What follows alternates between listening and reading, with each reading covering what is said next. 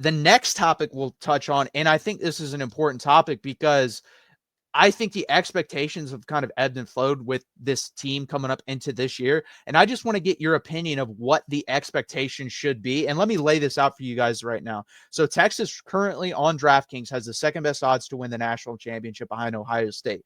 This list goes Ohio State, Texas, Georgia, Oregon, Penn State, Bama, Notre Dame, Clemson, LSU, Ole Miss. That's the national championship odds. I'll shoot it over to the SEC. Obviously, Texas, if they're second, they're number one in the SEC. Number two is Georgia. Number three is Alabama. Number four is LSU. Now, this is kind of weird because Ole Miss is number 10 on the national championship odds, but Texas A&M is fifth in the SEC championship odds. Then Ole Miss is 6, Tennessee 7, South Carolina 8. That gets you through half the SEC. So do you think those expectations are fair, or what do you think the expectation should be? This is such a weird situation in case where I always talk about you have to be able to hold multiple truths at the same time, right? And this is a team that is supremely talented, right? Arch Manning should come in and be a really good quarterback, right? The wide receiver room, they're restocking. They're adding some talented transfers. They've got a bunch of talented young guys. They've got a lot of talent on the offensive line. They've got CJ Baxter coming back. So the talent on the offense should be there. The defense, I don't anticipate much of a drop-off. Jahdae Barron's a massive one to lose, but I think outside of that, the rest of the defense should be pretty flat. And so, ultimately, we could see Texas hit the same heights or even higher than we saw this year.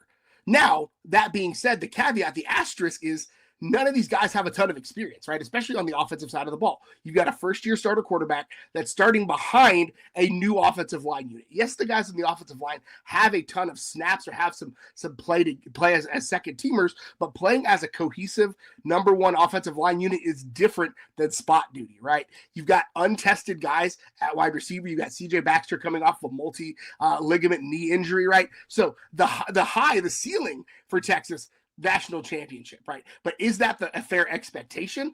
I don't know, because the floor could be pretty low for this group just based on, and it's not being a doomsayer or whatever, but ultimately, if you tell me any other school with a first-year quarterback who's not named Manning, who's got a retooled offensive line, questions at all the offensive skill positions, I'm not picking them to win the national championship. But because it's Texas, because we know what Sark has done with this group, because we know that the offense should be good, because we know Pete Kwiatkowski can scheme up one heck of a defense, right? Because we know all of those things. I think we're giving Texas the benefit of the doubt. Now, do I feel like Texas is one of the best 5 teams in the country, regardless of all that? Yes, but I think there's such a wide variance between its national championship is the ceiling for this team, but the floor could be a 3 or 4 loss season in the regular season, and folks would be frustrated by that. Ari Silva, I haven't seen you before, so welcome, first off. And then also, we should expect another home playoff game, at least in my opinion. Anything above that would be gravy. I mean, yeah, I think this team should at least win one playoff game. I'm more of the two, get back to the Final Four. And so my opinion is different. I don't have to lock anything in a stone. Last year I was between 11-1, 10-2. I ended up going 11-1. I was proven to be right by the team. I was actually thinking between 9-3 and 10-2 this time before the transfer portal. That is what got me. They really addressed a lot of needs in the spring portal window that I didn't know if they were going to. So that put that to bed. And then this, if Quinn Ewers is truly a 7th round quarterback, if Arch Manning is a 2nd round quarterback, we're getting someone like that. That is a gigantic jump. Hell, let's say he's not, which we both don't think Quinn Ewers is a 7th round quarterback. We're thinking more 4th, 5th round. If Arch Manning's a 2nd round quarterback and Quinn Ewers is a 4th or 5th round quarterback, that is a big improvement. And if he's a 1st round quarterback, that's even bigger. So that's the thing. It really comes down to me is, if Arch is really that guy, the guy that I'm seeing being mocked as a top 5 pick in next year's draft, even though he will not come out, I'm already saying that he will play 2 years at Texas. This team can win a national championship because, again, when we go down this list, guys, Ohio State, new quarterback, they're kind of in the same scenario as us. Yep. Gunnar Stockton at Georgia, kind of in the same situation as us. Oregon, new quarterback. The only 2 teams on this list, 3 actually, are Penn State, Clemson, and LSU in the top 10, where they have set in stone quarterback and kind of good situations for them as well. That is it. No one else out of that 70% is replacing a lot on the offense or defense side of the ball, plus their quarterback. So that's why I think you got to look at the landscape as a whole of college football, because I agree. If you drop this Texas team into last year's field, they probably don't. I don't think they can win a national championship. But this year's team, like when you tell me Penn State has the most returning production, I'm sorry. I know who their coach is. I know what they've done. I don't trust that team to go and win a national championship. To me, that would be skipping multiple steps in the process of going to win a national championship, because they've kind of had even more struggles than us. We get to the Final Four and we don't win. They didn't really get into the playoffs until this last year, and they had a ridiculous easy path to the national championship game, and they didn't make it. So that's what I'm seeing from this, like, top 10 with Texas, and then the expectations for Texas as well. Yeah. First of all, again, shout out to Aries. Are you at TCU or Kansas State? I need to know. Let us know in the comments which one you at, TCU or Kansas State. Either way, I love you repping the burnt orange in enemy territory. No, but I think you're spot on. And you know, I think the jump that we're anticipating or expecting from at the quarterback position, again, could have a massive impact on the outcomes for this team. And there is a lot. I think this is going to be a year where we don't know who's good until the end of the year. I think a lot of teams are going to take a while to gel and a while to create. And so, you know, what Aries is saying, I think is really fair, right? Texas probably they don't win the SEC, but they're the second best team in the SEC. They land at, you know, a 5 through 8 seed, right? Kind of in a similar situation to where they were this year. And I think that's a completely fair expectation, right? Because it allows you to lose maybe 1 or 2 regular season games, lose 1 regular season game, and lose in the conference championship or whatever that might look like. Again, that's not what I want to happen. I just think that's a more realistic set of expectations for Texas, right? Because again, there's just so much, especially offensively, there's so much cycling happening. It is not plug and play. It is what it is, right? It's not plug and play. It's going to take a minute, especially I played offensive line in high school. Right? I didn't play in college, but I've talked to guys who are high-level offensive line coaches, and that it just takes a while for those dudes to gel, right? Where do my hands need to go? Where do my feet need to go in relationship to yours?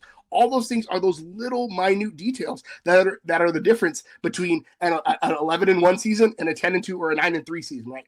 Those things take a minute to gel. So I think, again, fair expectation, and I'm with Aries here, right? If Texas drops 1 or 2 regular season games, I think that's still acceptable because they'll likely host another playoff game in Austin if that's the case, and things are going well for them. No, I think the baseline now for Texas is getting to the playoffs. Like, anything outside of that is a failure, because we've seen it year in and year out the last 2 years. So I think that is like the absolute baseline. He also says, haha, that was away at TCU, Texas, lifelong Horns fan. Hopefully they won that game, because they've had issues at TCU. So hopefully they won that game. But yeah, I don't know if they're second, but then again, like I said, I look at the list and who are you going to put there? Like, I see them being ranked number 1 preseason, and I say, do I feel confident about that? No, but who am I going to put there? Like I said, there's only really 2 to 3 teams in the running for preseason number 1 for me. I think Penn State is in that running because of everything they bring back. They have Drew Aller. They have the 2 running backs. They just got the Syracuse wide receiver. They have some defensive players coming back. Now, Abdul Carter, I don't know how you're going to replace him, because I think he's very freaking good. And we'll see how that goes, but I think they're going to be a pretty good team. Also, Jim Knowles' system takes a while to learn. Like we saw Ohio State, it took a while for them to get to the level that they were at. And then Georgia, like, they took a step back last year, and they lost a lot off that defense. And Gunnar Stockton, I don't know. I'm higher on him than most, but I still don't know. Oregon, I'm going to be honest, I think this is the biggest dropper. I think Oregon drops off a little bit this year. That's my opinion. Alabama, again, I don't know what to expect there. The Clemson is the interesting one to me, because if Cade Klubnik can be like he was when he played versus Texas in that college football playoff game, they can win a national championship. Can he do that? I don't know, because I really only saw it from one game the whole year, and it was that Texas game.